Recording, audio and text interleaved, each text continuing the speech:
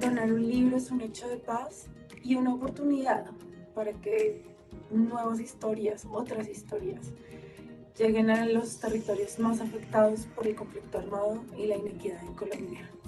Todas y todos podemos ayudar a que la paz se siga escribiendo en el Bajo Cauca, en el Catatumbo, en el Pacífico Nariñense, en el Chocó y en el Guaviare.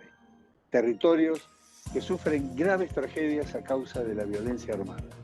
Únete y dona un libro nuevo o en perfecto estado para que el poder transformador de la lectura llegue a los niños y niñas, jóvenes y adultos de las zonas que más lo necesitan.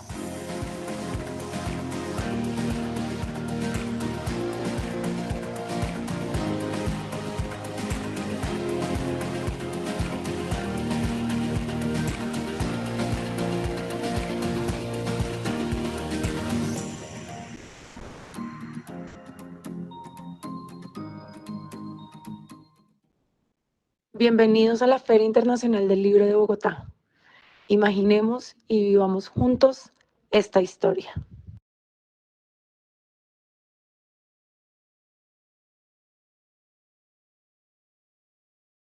Bueno, muy buenas tardes. Es para mí un placer estar acá presentando esta antología Relata 2020 de parte del Ministerio de Cultura. Quiero darle la bienvenida a todos los que nos están viendo y escuchando y a nuestros panelistas que van a presentar esta, que es una antología muy especial, muy particular por los acontecimientos que han marcado pues, la vida de todas las personas en estos tiempos que corren.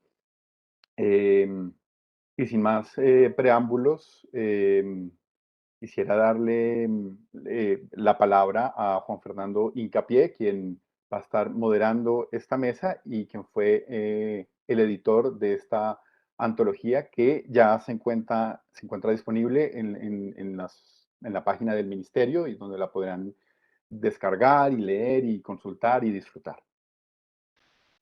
Bueno, Santiago, muchas gracias y buenas tardes a todos. Como bien lo dijiste, estamos acá para presentar la antología Relata de un año bastante convulso para nosotros en el país y específicamente para Relata, la antología 2020. Pues por supuesto que tuvimos todos que afrontar algo que vino a cambiar como los engranajes de las vidas de todos, por supuesto, de Relata y de sus talleres en el país. De cualquier forma, Relata tuvo el músculo y la inteligencia para mudar sus talleres de la presencialidad a la virtualidad. Y la antología también es una consecuencia de ello. El libro ya está disponible. Yo tuve la fortuna de editarlo, como dijiste. Además de editor, pues yo soy escritor y traductor y para mí fue un gran placer editar estos 68 textos, de los cuales consta la antología. Y en la primera parte de esta presentación vamos a hablar con tres participantes de todo el proceso de Relata. Ellos son, en primer lugar, Natalia Rosso Vanegas, nacida en Neiva en 1997, una escritora colombiana muy joven. Y además de eso, es una abogada egresada de la Universidad Surcolombiana. Obtuvo el segundo puesto en la categoría de cuento del concurso de Relata en 2017. El año pasado obtuvo el premio en cuento y bueno, vamos a charlar de eso. También ha sido finalista en otros concursos, no solo en Colombia, sino en el exterior. Bueno, bienvenida Natalia, ¿cómo estás? Hola, buenas tardes a todos. Estoy nerviosa, la verdad. Nunca había estado en un evento así, no soy mucho de estos temas, entonces les confieso que estoy nerviosa, pero estoy bien. Muy Bueno, agradecida de estar acá. no tienes nada por qué estar nerviosa, te doy la bienvenida. En segundo lugar tenemos a Betuel Bonilla, un escritor de Neiva, nacido en 1969. Tiene una hoja de vida extensa. Obtuvo, por supuesto, el premio de cuento en la categoría Directores de Taller. Creo que no es la primera vez, ha sido finalista de premios nacionales e internacionales y tiene una larga eh, lista pues de publicaciones y demás. Betuel, ¿cómo estás? Buenas tardes. Juan Fernando, ¿qué tal, hombre? Muchas gracias por la presentación tan generosa. Muchas gracias al Ministerio, a Relata por la oportunidad de siempre y a los amigos de la red que nos observan y que nos acompañan en el panel. Mi abrazo de amigo de siempre. Bueno, Betuel, buenas tardes. Y ya para comenzar con las preguntas, pero antes de eso tenemos a David Lara. David también es un director de taller de Relata de Cartagena. Y también obtuvo un premio en esta ocasión, el premio de Crónica de Relata. Entonces, David nació en Barranquilla en 1966, además de escritor, es reportero gráfico, es magíster en cultura y desarrollo y abogado. También tiene varias publicaciones y vive en Cartagena y es el director del taller de cuento y crónica. ¿Cómo estás, David? Buenas tardes. Creo que tienes que activar el micrófono, David. Qué pena. No, maravilloso, bien, con ganas de abrazarlos a todos y agradecer realmente al Ministerio, a Relata y a todos los amigos que espero tenerlos cerca y abrazarlos, ojalá pronto.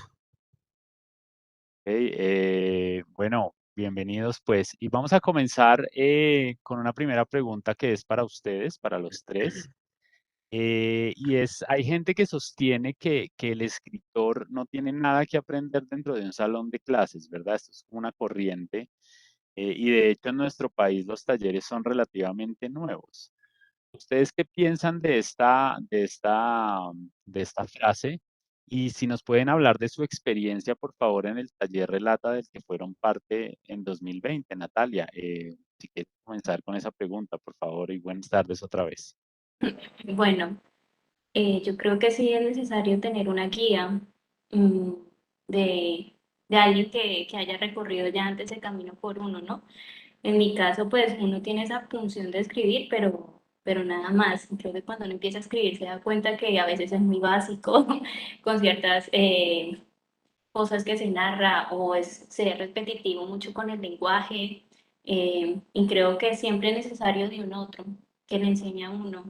No necesariamente tiene que tener un conocimiento vasto en el asunto. Creo que cuando se trata de escribir o de un texto, lo importante es que sea un otro que vea la historia de uno y le pueda ayudar, como decir, no, esto no acá, esto no tiene coherencia, acá no va una coma. Entonces creo que uno sí tiene que aprender de un otro y pues si se da un espacio como los talleres es mucho mejor, ¿no? Porque pues se confluye el conocimiento en algo que implica más disciplina y apoyo entre todos. Entonces creo que sí hay bastante por aprender en Ok, este Natalia, muchas gracias. Ok, creo que te escucho de manera entrecortada, pero creo que entendí lo que dijiste. Betuel, ¿tú qué tienes que decir ante esa pregunta, por favor? Pues, digamos, no sé si te remites en este caso al aula, específicamente a los talleres, porque claro, al ser profe de universidad también pues se puede uno pensar la pregunta en relación con el aula y procesos pedagógicos, ¿no?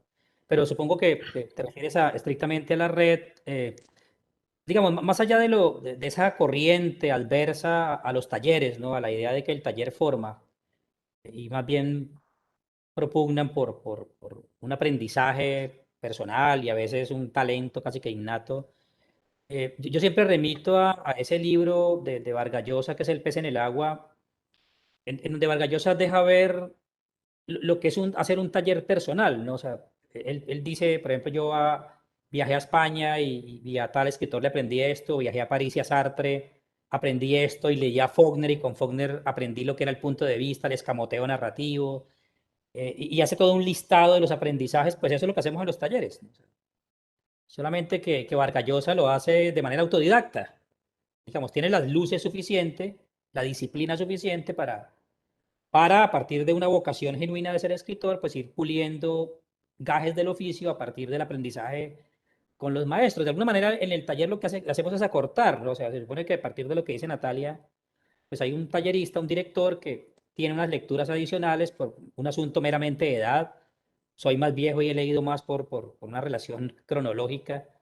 Y entonces ese acumulado termina de alguna manera permitiendo subrayar aspectos muy concretos para el aprendizaje de quien ingresa a un taller buscando ese pulimiento en el oficio. Entonces yo creo que sí, la función es definitiva, que los talleres en este caso Relata han cumplido un papel trascendental en la cosecha de los nuevos escritores colombianos. Lo que pasa es que, claro, estamos a veces como jueces y parte y no es tan fácil eh, elevar cohetes haciendo el dictamen, pero está claro que en algún momento se tendrá que decir, y los premios, si bien no son una indicación última de calidad, pues de alguna manera el que ciertos integrantes de talleres empiecen a dominar el panorama de los premios nacionales, pues también no se puede desechar del todo. Creo que eso, mal o bien, termina siendo un indicador de lo que estamos haciendo.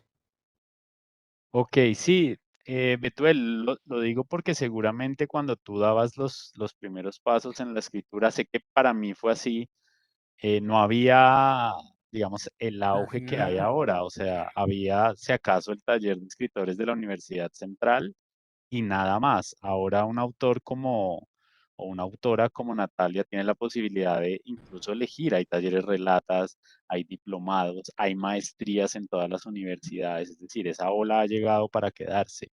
Sin embargo, hay gente que se mantiene escéptica al respecto. David, ¿tú qué tienes para contarnos sobre esta pregunta, por favor? Bueno, yo pensaría que hay un taller interno que hace cada quien y hay un taller externo que es ese preciso del que tú hablas. Hay un escritor italiano que es Gesualdo Bufalino que habla que los escritores no se leen, sino que se vigilan. Y creo que esa vigilancia, en el mejor sentido de la palabra, nos permite realizar continuos feedback sobre lo que nosotros estamos leyendo, sobre cómo lo hacemos. De hecho, un taller, como lo acaba de decir Betuel, es posible que acorte cierto tiempo de ese taller interno. Es decir, a lo mejor voy por unas lecturas y a lo mejor ese camino que he tomado me va a tomar 2 o 3 años, pero quizás este profesor o maestro del taller me va a cortar ese espacio. Yo pienso que tener buenos lectores o tener alguien que lea lo que tú haces es definitivamente un privilegio. Es decir, realmente cuando yo comencé a escribir, lo único que uno hacía es quizás mostrarle el texto al más cercano, y el más cercano era el papá, la mamá, la novia, y lo único que te decían era, pero qué cosa tan maravillosa, pero esas personas realmente no tenían ningún referente, no habían leído a un autor, no conocían nada sobre el lenguaje literario, pero eran benévolos contigo porque no te herían. Y aquí en los talleres a uno lo hieren con unas armas absolutamente inocuas y eso te va generando cicatrices que vas alimentando de nuevas lecturas y nuevas construcciones. Y más allá de lo que ganes o lo que puedas obtener a partir de este conocimiento, está también, has encontrado un camino que te muestra tu propia manera de hacer las cosas. Entonces, el taller realmente es un espacio de privilegio, de escucha, de aumentar las sensibilidades y de conectarte con otras lecturas que posiblemente vas a demorarte a encontrar en el camino. Es decir, a mí me parece maravilloso que un taller te diga, aquí hay 20 libros o 30 libros, o esta antología donde puedes revisar estructuras, voces, estéticas, para más adelante continuar con tu propio trabajo. Ok, David, muchas gracias. Bueno, aquí tenemos la fortuna, digamos, el ministerio cuadró esta reunión de tal manera que tuviéramos varios ángulos del espectro. Tenemos la fortuna de contar con la alumna y el profesor. En este caso, ambos obtuvieron, digamos, obtuvieron sendos premios en la misma categoría de cuento, pero el director y la alumna. Si Natalia me está escuchando, yo quería preguntarle en específico por su texto, que fue el ganador de cuento, que se llama como El picoteo de los pájaros carpinteros. ¿Cómo fue el proceso de escritura, de edición con los compañeros del taller y cómo fue el trabajo con el instructor, que también lo tenemos acá y ahora va a responder esa pregunta? Entonces, Natalia, por favor. Bueno, con el profe nos reuníamos por una plataforma virtual y pues trabajábamos los textos. Siempre elegían 2 o 3 textos de los compañeros y entre todos se hacía la edición. Daba la costumbre que yo nunca tenía PC y al profesor me tocaba enviar el cuento a él para que él lo trabajara desde el PC de él. Y recuerdo mucho que yo llevaba 3 textos y el profesor miró el título que tenía ese, que antes tenía otro nombre. Dijo, no, ese título es bueno. Y recuerdo mucho que el profe lo leyó y dijo, envíe ese concurso que cumple con los requisitos, ese cuento gana. Recuerdo mucho que me dijo eso por el manejo del tiempo que le hacía el texto.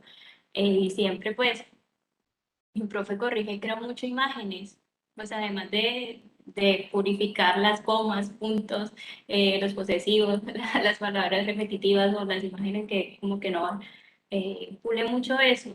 Entonces, también ayuda mucho con los ejercicios.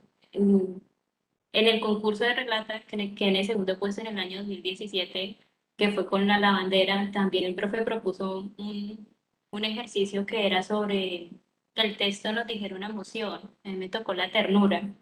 Y creo que bueno, esos ejercicios lo estimulan mucho a uno, ¿no? Además de captar imágenes. Creo, bueno, en mi caso, las historias me salen más de imágenes. Y con el picoteo de los pájaros carpinteros me surgió fue por una noticia de una chica en Marruecos que se suicidó porque le hicieron casar con su violador. Y surgió de ahí y recordé mucho también una palabra que a veces se utiliza mucho en Colombia y era cuando le dicen a la mujer tranquila que el amor llegará después, cuando se casan en un matrimonio sin amor y uno dice, bueno, ¿y cómo así que el amor llegará después? ¿Cuándo llega ese amor?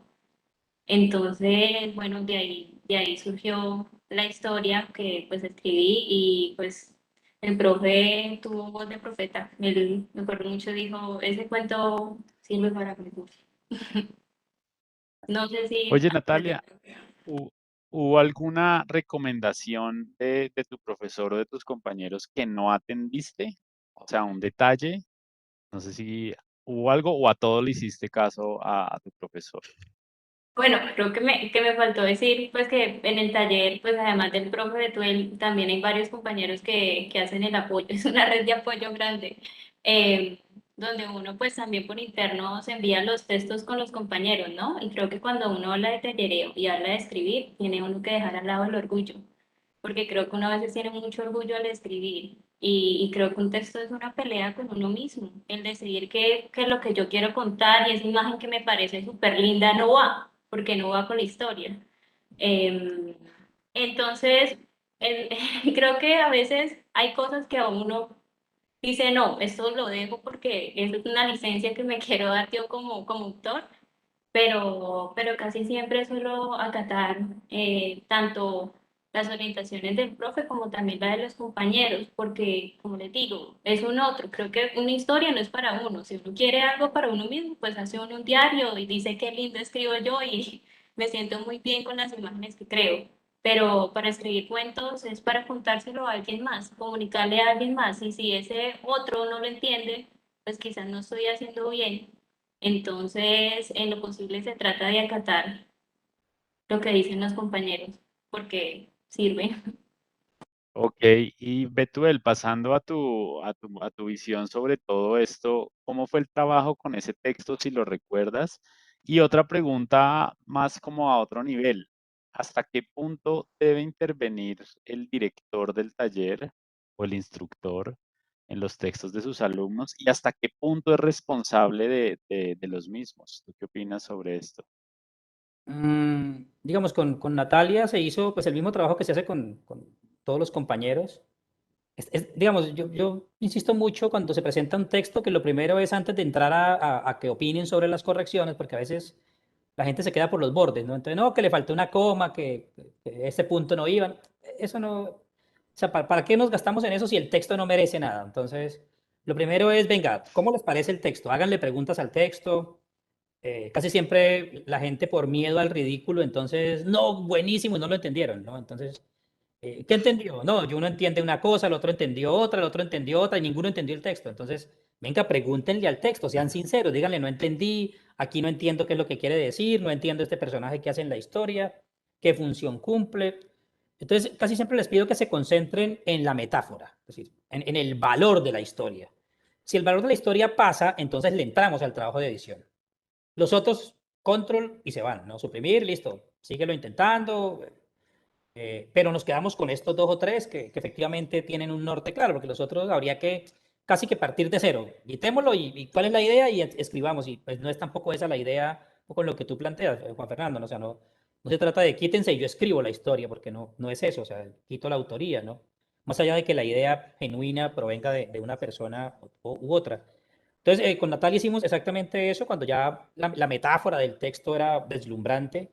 Entonces le entramos, y le entramos no soy solamente yo, pues digamos que yo marco la pauta por razones de experiencia, pues hago como los mayores señalamientos, pero casi siempre de todo el colectivo emergen muchos aportes, pero muchos, es un grupo muy, muy bonito en esa medida. Yo siempre repito la frase de Pablo Ramos alguna vez por allá en un encuentro que tuvimos presencial nacional, que decía que un taller no lo hace la gente que escribe, sino la gente que opina, ¿no? O sea, es más necesario realmente el que cuestiona los textos y el que opina sobre ellos que el que escribe los textos.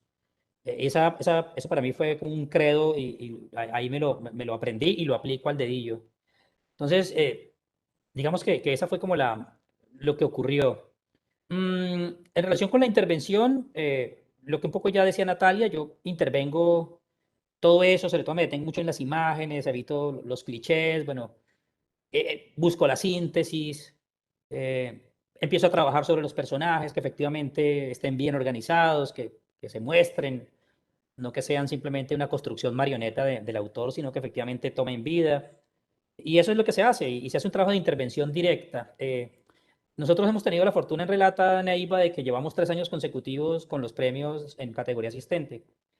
Y recuerdo el texto con el que Julián Cangrejo ganó el año anterior, tras anterior en el 19, y fue un texto que editamos, Natalia, si te acuerdas, 20 veces. O sea, nos reunimos en un centro comercial a trabajarlo, ¿no? En un Juan Valdés, ahí concurrimos todos le metíamos la mano y yo seguía insatisfecho, Julián, ese texto, y a mí me sigue pareciendo débil, había mucho ruido ese día en el centro comercial, veámonos en mi casa.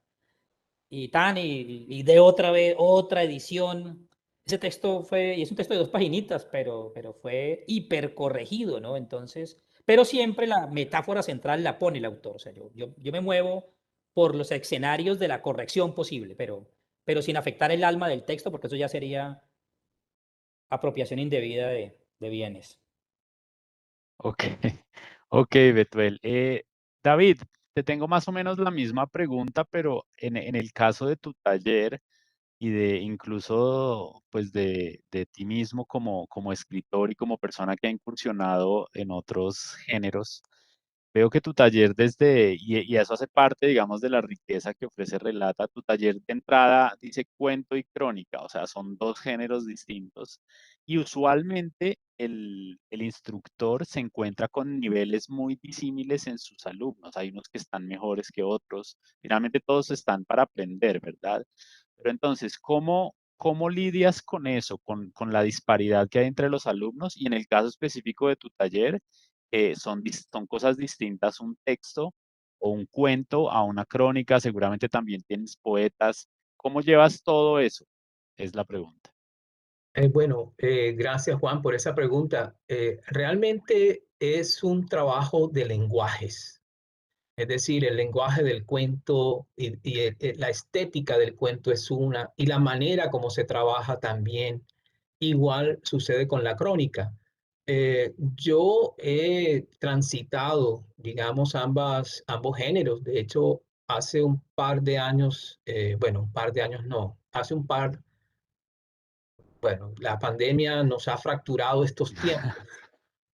Hace como unos 3 años fui finalista del concurso de cuentos y creo que aquí lo importante es cómo confrontar estas ambas estéticas, pero también tiene que ver un poco con por qué trabajamos ambos géneros, es decir, por qué trabajamos cuento y trabajamos la crónica. El taller está en la Universidad de Cartagena, donde hay estudiantes de comunicación social que escriben crónica y periodismo y estudiantes de lingüística y literatura. Decidimos unir estos géneros o trabajar estos géneros porque, bueno, los periodistas estaban más hacia la crónica y los que estudiaban literatura más hacia el cuento. Pero, por ejemplo, este año estamos haciendo algo que hemos llamado revisiones estéticas del cuento y la crónica latinoamericana. Y precisamente en la sesión de ayer estuvimos analizando un texto de Heriberto Fiorillo, eh, La pena del sátiro alado, y lo comparamos con un cuento de Sergio Ramírez que se llama El Centerfielder. Encontramos allí algunos elementos, ¿verdad?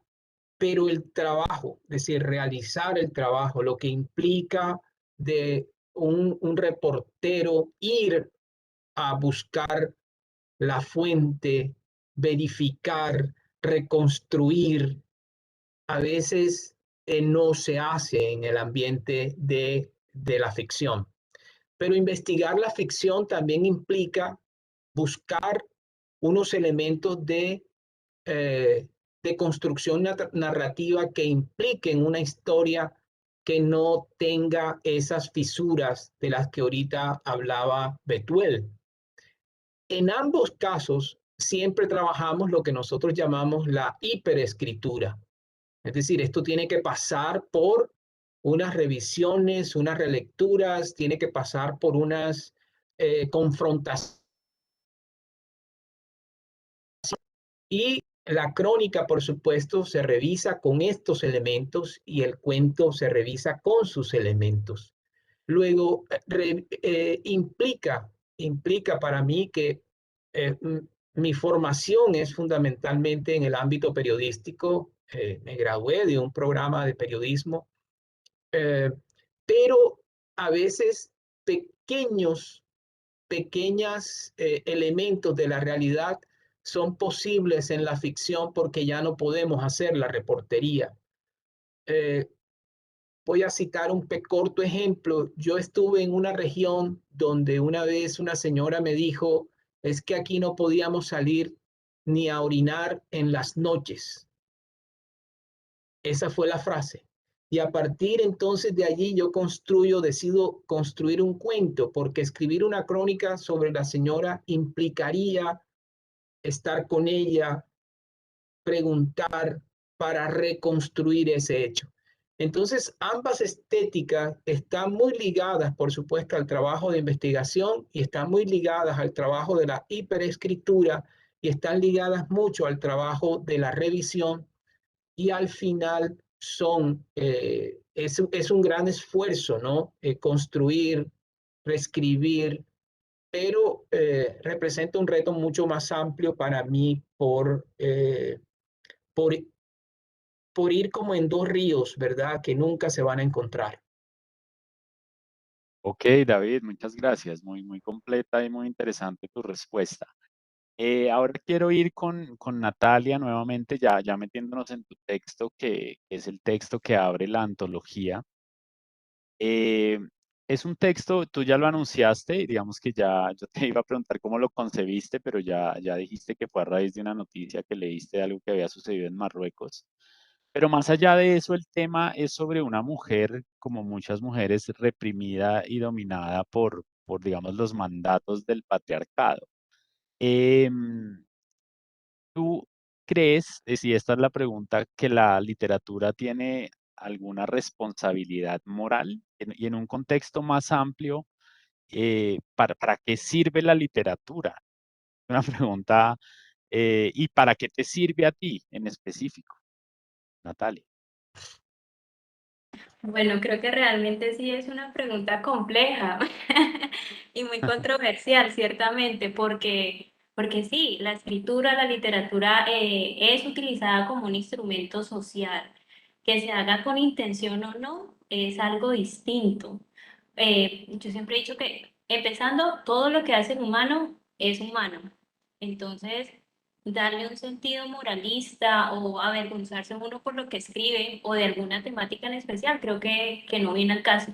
La literatura tiene que exponer lo que hay y es simplemente exponer, decir, venga, esto es lo que hay. En el caso mío, que pues suelen ser textos de un tinte muy realista, ¿no? Pero yo siempre he dicho que lo humano está en cualquier tipo de texto, por más de que se le llame fantasía, ficción, lo que sea, lo humano siempre va a estar. Y por lo tanto, todo lo que hace el humano, ya sea en el ámbito de la escritura, del arte, del cine, va a tener una trascendencia social, porque somos seres sociales, políticos. En mi caso, utilizarlo como un instrumento de impacto social, como tal, no, nunca me lo he pensado de esa manera. Siempre, en mi caso, muy personal, lo he visto más de poder comunicarle al otro lo que otro muy distinto a uno siente y decirle, sea capaz de alguna manera empatizar, quizás con una situación que es totalmente ajena a usted o que quizás es muy parecida a una situación que usted vive. Entonces siempre voy más por ese lado, pero como tal decir, voy a utilizarlo como un instrumento de impacto social que de un discurso político respecto a lo que yo pienso o mi posición frente a algo, no, no, nunca lo he pensado así. Entonces, en el caso de este cuento, es poder transmitir lo que sentía esa mujer. Y ya, y es Ok, dejar esa pregunta. El amor puede existir después, muy no bien. sé qué pasa con esta mujer, pero ya no le di una trascendencia a propósito más allá de eso. En mi caso. Ok, ok, listo, Natalia, muchas gracias. Betuel, tengo una pregunta para ti sobre tu texto que ganó la categoría de directores de taller. Digamos, es una típica historia de, como dicen en Estados Unidos, boy meets girl, obviamente con una pequeña sorpresa que le aguarda al lector, pero habla, digamos, de las tensas relaciones entre hombres y mujeres. Cuéntanos un poco de cómo concebiste el texto, de si tú sometes tus textos a los alumnos o este es un proceso que ellos solo te los presentan a ti y qué te ha aportado ya en un contexto más amplio el ser docente de escritura en tu carrera como escritor, Betuel. También como dijo Natalia, una pregunta complejísima, ¿no? Que son como 4 al tiempo. Lo primero, el texto, bueno, yo no recuerdo en cuál de los catálogos, de los decálogos, perdón, alguien dice escriban los cuentos de 2 en 2 y de 3 en 3, no lo escriban de uno en uno. No recuerdo si alguien por ahí tiene la memoria más ágil que yo para que ubique la referencia. Y es un poco el programa que yo sigo ahora. Mi primer libro fue un libro personal, un libro eminentemente biográfico. Y por ahí luego empecé como a meterme con temas que no necesariamente eran tan vinculados a mi triste biografía. Y retorné como a ese espíritu en este libro que estoy cuadrando. Es un libro escrito de un octavo piso, ¿no? Desde alguien que mira de un octavo piso. Y es un libro sobre todo de extrañeza, de alguien que se extraña de muchas cosas, ¿no? Y claro, por supuesto que debajo está como la metáfora de la soledad permanente, pero es sobre todo eso. Entonces este cuento va de eso, ¿no? De un tipo que un buen día entra a un ascensor y no pasa nada, encuentra una señora, pero luego encuentra que la señora casi que vive en el ascensor, ¿no?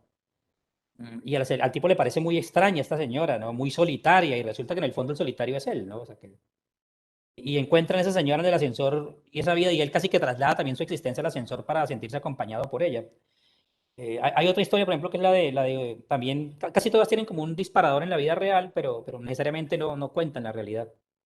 Hay una vecina, que esta sí es real, la vecina, puso todo un velo en el apartamento del frente del octavo, un velo para cubrir su puerta, ¿no? Porque son vidrio transparente.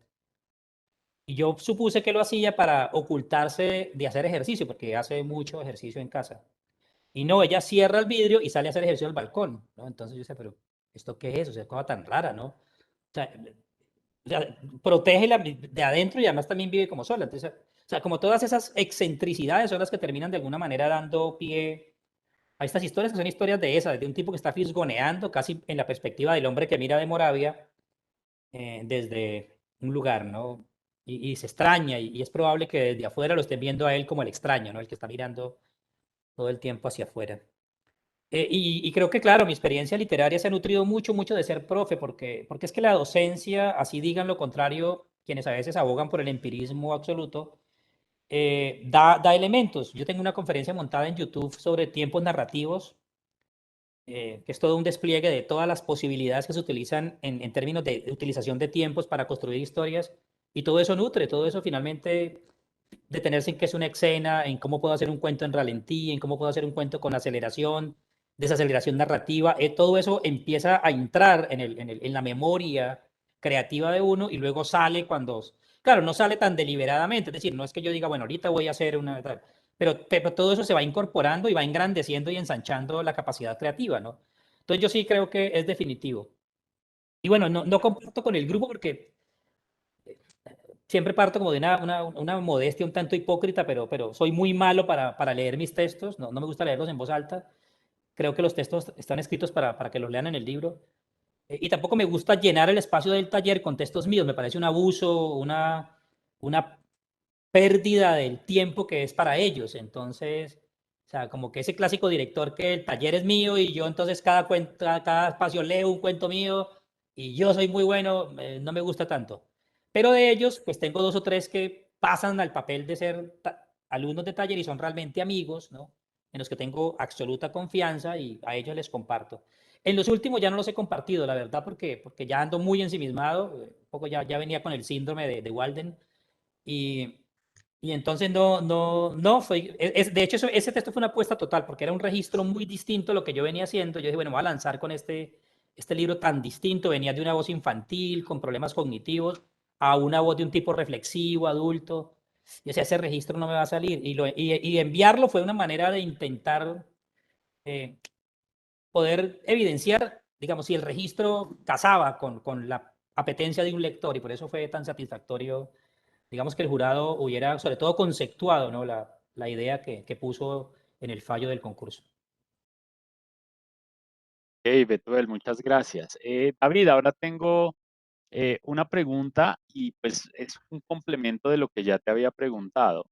Yo encuentro últimamente en mi vida como lector que los textos que más disfruto son los que tienen fronteras difusas, por ejemplo, de ficción, no ficción, y teniendo en cuenta que tu taller lleva esa premisa y sabiendo que tú has escrito cuento y crónica, ¿cómo te ves en eso? O sea, y de hecho es una crítica que se le puede hacer a ciertos talleres que son muy restrictivos respecto de cuento, solo cuento, poesía, solo poesía, crónica, solo crónica, cuando la imaginación puede ir por distintos vericuetos.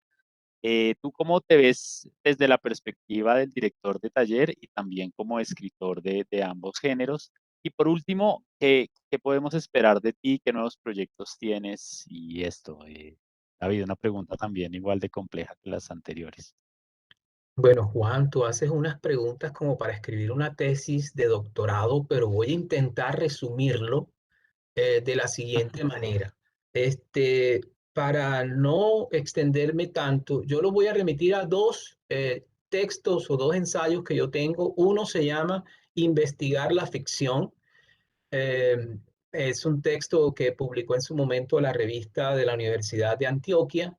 Y otro texto que se llama ¿Qué hacer cuando todos los periodistas se han ido?, que más o menos intenta establecer un poco las diferencias entre uno y lo otro. Yo creo que hay un pacto importante con quien te lee o quien te percibe.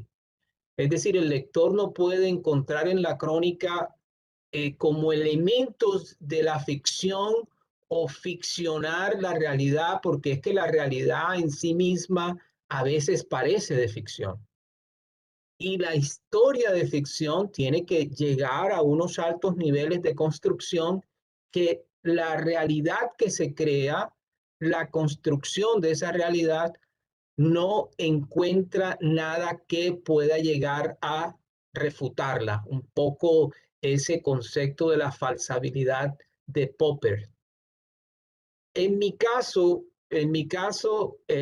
yo escribo crónicas y escribo cuentos, pero, por ejemplo, yo no soy un noticias para hablar aquí de una cosa que me parece interesante en nuestros medios. Es decir, que aquí hay una cosa, creo que es en Caracol, que se llama el noticias.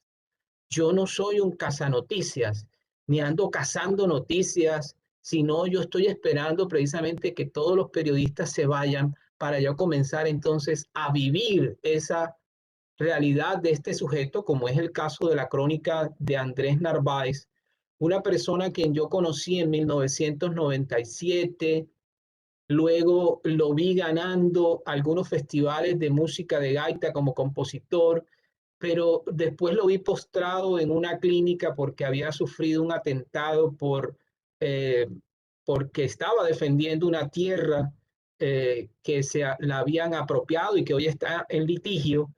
Entonces,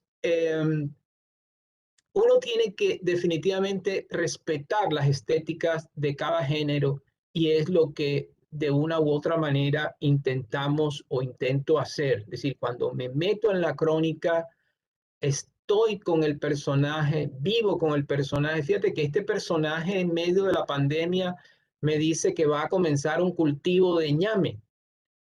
Y cuando él me dice esto, yo le dije, Andrés, pero ¿cómo es posible? Y me dice, es que yo no puedo permitir que la gente de la ciudad se vaya a morir de hambre. Luego, su visión sobre la vida es una cosa bien de salvífica, si lo podemos llamar de alguna manera.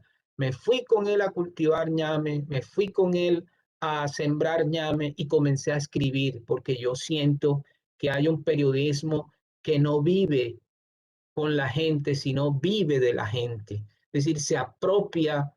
Eso es lo que hace el cazanoticias. El cazanoticias llega, tenga y después se va. Entonces, por eso en este texto yo me pregunto qué hacer cuando todos los periodistas se han ido. Pues allí es donde está realmente la historia. Allí está la posibilidad de la creación, incluso de la creación eh, de la ficción, porque cuando yo leo, no sé, la noticia de Natalia me ha cautivado ahora de todo eso de Marruecos y a lo mejor ella la leyó, pero a partir de ahí hay un detonante y dice, aquí hay una gran historia que podemos comenzar a trabajar. Luego, Juan, creo que la honestidad y el respeto por las estéticas de cada género es importante, pero también es importante la honestidad y el respeto por aquel que te va a leer, de decirle, esto que te voy a presentar ahora es una crónica que se rige por este pacto, y esto que te voy a presentar ahora es una ficción que se rige por este pacto. Fíjate tú que a veces se confunden las cosas. Por ejemplo, en la novela Santa Evita de Tomás Eloy Martínez, mucha gente cree que lo que pasó con el cadáver de Evita es certero, cierto, por la manera como fue contada. Y a veces también hay lectores que te manifiestan algo con respecto a un personaje, pero resulta que ese personaje es de ficción. Entonces te dicen, mira, ¿usted por qué no me hace un favor y le dice a este señor del que usted escribió, pero ese personaje no existe, nunca existió, ha sido fruto de una creación? Entonces creo que es fundamental, Juan, el respeto, el, el conservar las estéticas de los géneros y respetar fundamentalmente ese pacto y esa relación con mis lectores. Bueno, David, muchas gracias. En esta presentación que ya va llegando a su culminación, pues ya escuchamos a los autores publicados. La mejor manera de interactuar con un escritor es leyéndolo. El libro ya está disponible. Quiero tomarme estos últimos minutos de la charla. le voy a hacer una pregunta a Santiago, quien es un funcionario del Ministerio de Cultura, y después vamos a pasar vamos a darle la palabra al gran Helman Pardo para que hable de su amigo, de una persona muy importante para las letras en Colombia, que lamentablemente ha fallecido, un tipo muy generoso además. Entonces, Santiago, tú nos ves a todos, digamos, tú haces parte de Relata, pero nos puedes ver desde la distancia. Y tú mismo eres escritor. ¿Cuál es tu impresión general sobre la literatura en nuestro país, que es un país que sigue siendo tan centralizado? ¿Y cómo crees que Relata ha ayudado en todos estos procesos? Esa sería mi pregunta para ti. Sí, pues mira que yo tuve la gran fortuna de conocer a Relata hace unos años desde adentro, coordinando las actividades de la red. Luego de eso estuve viajando, estuve por fuera del país y me volví un relatista de lo que es esta red. Eh, Me la pasaba contándole a todo el mundo lo que hace Relata. Me parece que su valor es enorme. El aporte que hace a la literatura colombiana es fundamental. Creo que sin Relata eh, tendríamos muchas menos voces. Em, son muchas las actividades que realiza la red, y a lo largo de los años yo estoy convencido de que y lo he visto, ha dejado una huella en la literatura colombiana. Ya es un proceso que tiene muchísimos frutos. Tenemos antiguos asistentes de talleres que son talleristas, escritores publicados, docentes, formadores. Los procesos de formación de la red son fundamentales, pero van más allá, digamos, de quien quiera lanzarse a las aguas de ser escritor. También hay unos procesos valiosísimos de autorreconocimiento. Da cuenta de la diversidad de voces del país de una manera que, que, que no puede, digamos, dejar de recalcarse, ¿sí? A través de Relata nosotros conocemos y conectamos las regiones, y eso me parece que es fundamental. Em, Encuentros como este, los encuentros Relata, son espacios para reflexionar en torno al oficio de la escritura creativa y al oficio de enseñar la escritura, que son valiosísimos. Em, es una red muy resiliente. Es una red que ha sobrevivido muchos avatares, el más reciente, por supuesto, el de la pandemia, una red que estaba acostumbrada al contacto presencial, a las reuniones en un café, en una biblioteca, y que rápidamente se adaptó al reto pues, de la pandemia y pasó a lo virtual. Fruto de eso es esta antología virtual. Claro que tenemos el propósito para la próxima, la del 2021, a tener una edición física, pero esta virtual es estupenda y va a estar circulando de maneras muy novedosas. Mm, Y por último, quisiera recalcar, para dar la palabra a Helman, precisamente, que esta red es una comunidad. Y es una comunidad hermanada por el gusto por la escritura y por la amistad. Es una red que facilita la gestión cultural, que los escritores se conozcan, que puedan ir de una región a otra, participar en los festivales. Y en esto, alguien como Giovanni Gómez, quien fue director de Taller Relata, fundador de la Feria del Libro en Pereira. Él era, digamos, la fuerza detrás de ese festival de poesía Luna de Locos, y un poeta notable que deja una huella realmente muy positiva en nuestra literatura y que ya nos hace mucha falta. Me parece que es más que oportuno que desde la red le rindamos un homenaje, y por eso he querido pedirle a Helman, poeta también, editor, docente, gestor, em, que dijera unas palabras sobre su contemporáneo y amigo Giovanni. Entonces, pues con esto le doy la palabra a Helman. Le agradezco muchísimo acompañarnos. Él es también director de Relata. Y, y- y nada, espero que esa sea una oportunidad para recordar a Giovanni y para leer su poesía, para conocerla aún más. Muchas gracias, Santiago, queridos directores de taller. Yo pues regreso este año también como director de Taller Relata con el Laboratorio Virtual de Escritura Creativa de la Universidad Externado de Colombia, después de 10 años haberla abandonado con otro taller que tuve en la ciudad de Fusagasugá. Eh, bueno, pues hablar de Giovanni, creo que podríamos hablar muchísimo. Gran amigo, contemporáneo, como tú comentas, querido Santiago, director de la Feria del Libro de Pereira, director del Festival de Poesía La Poesía es un Viaje, ese nombre que ahora sí representa muchísimo más esa palabra en Giovanni. Dos libros maravillosos, Casa de Humo, su primer libro para el 2004, que ganó el premio María Mercedes Carranza, su primer libro, premio nacional.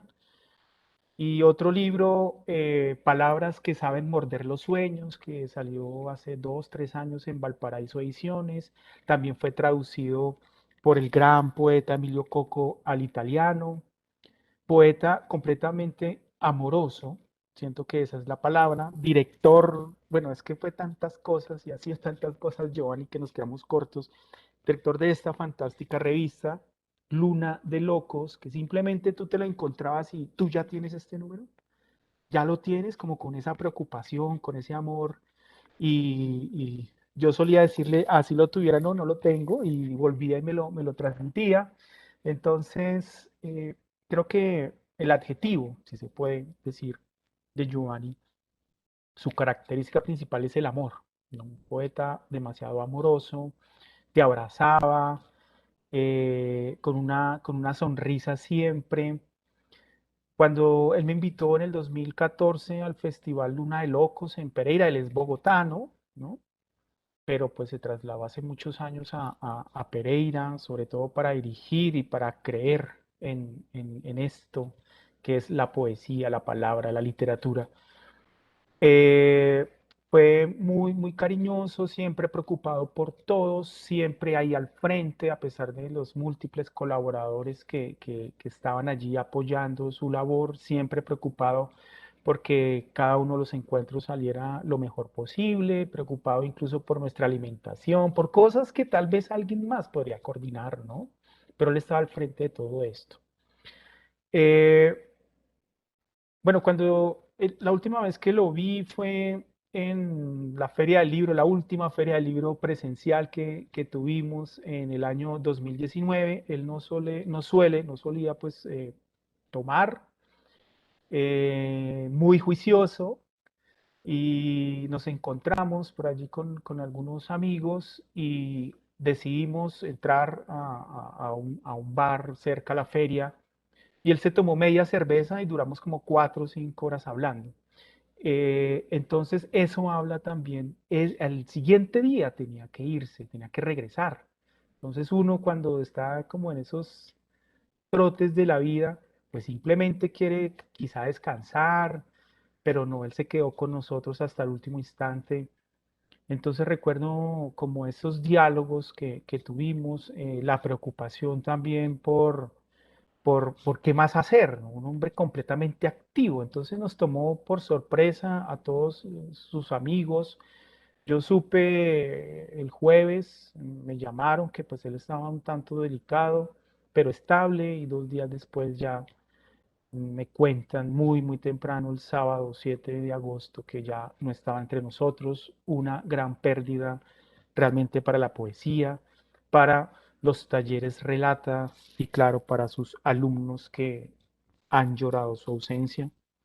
Pues el mejor homenaje que le podemos hacer a Giovanni Gómez es leer 2 poemas. Eh,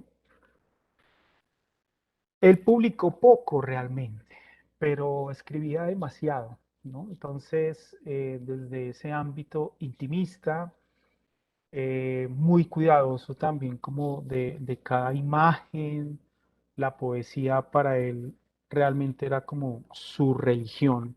Y siempre lo veías con una sonrisa y ese abrazo tan cautivador. Pues 2 poemas de Giovanni Gómez, nacido en el 79, aquí en Bogotá. Este poema una palabra como casa. Señor, dame una palabra que tenga la forma de un barco de velas inextinguibles donde pueda ir a conocer el mar. Dame esta palabra por casa, por vestido, por amante. Deja que ella sea mi soledad, mi alimento, y no pueda sobrevivirla. Aquí estoy tan vacío de formas y silencio. Toda mi inspiración semeja el ruido de unas manos atadas. Necesito un barco por cuerpo y el amor por mar. Escúchame por estas alucinaciones y la vastedad de las cosas que vuelven a su lugar. El poema Una palabra como casa, un arte poética. Para él, pues la poesía, repito, era su religión. Y este otro, que es el que más añoro, porque es mi poema favorito de Giovanni Gómez. Entre otras cosas, pues estoy leyendo de un libro, Poesía Colombiana Contemporánea, en el cual pues hacemos parte de esta antología con Giovanni. Estoy yo y inmediatamente sigue él. Entonces, como un hilo también de afecto y de bondad, de hermandad con Giovanni. Este poema, Nuestro Nombre. Cada noticia de mi vida, un lápiz con la punta rota escribiendo a nadie. Sueño entrar por una puerta y que pudiera encontrarla, y otra vez su recuerdo se exaspera conmigo. No es la única noche que me quedo dormido, diciendo a mi oscuridad también estas cosas. Hablo de resistir los vientos, las soledades. Dos poemas del querido Giovanni Gómez.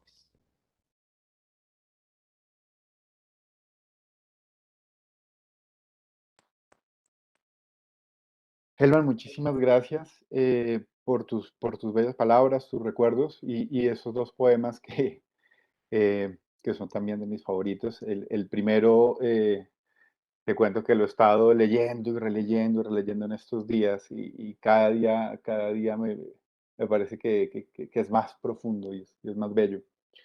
Bueno, con esto damos cierre, no queda más que invitar a todos los que nos estén viendo a conocer la antología, recordarles que la pueden descargar en la página del Ministerio de Cultura para que conozcan a todos nuestros autores. El valor de la antología, repito, es enorme.